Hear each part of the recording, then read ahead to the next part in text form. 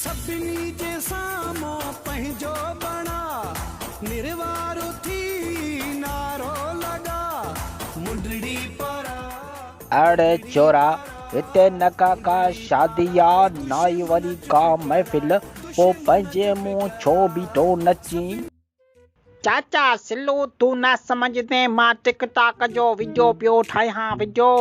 तोखे ख़बर आ मुंहिंजा 1 मिलियन फॉलोवर थी विया आहिनि। अबा किथे फलोरियां छा फलोरियां हिते को खजानो लिकायो थई छा बीठो नची मथां। चाचा सिल्लू तोखे केड़ी ख़बर टिकटॉक छा आहे। छोरा मूंखे सभु ख़बर आ। इहा हिकु बीमारी आ जेका पूरे पाकिस्तान में कोरोना वांगुरु पखिड़िजी वई आ। चाचा सिल्लू हाणे वञ मुंहिंजी वीडियो थी ख़राब थिए। रब दे पनाह बाबा तूं ॼाण तुंहिंजो कमु ॼाणे बाक़ी मां हलां थो।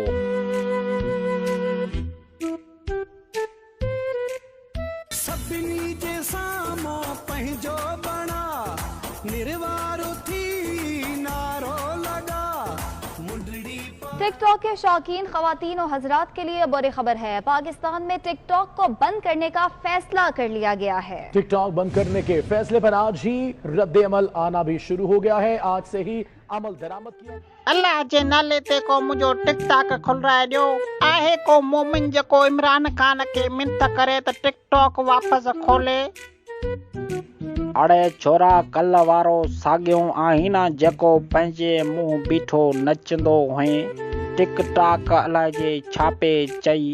चाचा सिल्लू पाकिस्तान में टिकटॉक बंदि थी वियो। इमरान खान मुंहिंजी रोज़ी ते लत ॾेई छॾी। अड़े छोरा कल त सफ़ा हेलीकॉप्टर लॻो पियो हुई। अचानक तोखे वरी छा थियो जो हाण पिनी पियो। अॻे माण्हू असां सां परे परे खां मिलण ईंदा हुआ हाणे वरी केरु सुञाणे बि नथो। अबा कहिड़ो फ़ाइदो इन मां। इन खां सुठो को कमु धंधो वञी कर। हो बि अॻे आऊं कहिड़ियूं कोडरूं हणंदो हुअसि जो हाण जे पिना पियो त तूं चवीं थो। इमरान खान सफ़ा लाह कढी छॾिया आहिनि। मार खां पवे इमरान खान के जीअं असांजा सभु ख्वाब टोड़े छॾिया। हाणे केॾा वञूं कंहिंखे दाहनियूं ओहो सफ़ा लाह निकिरी विया।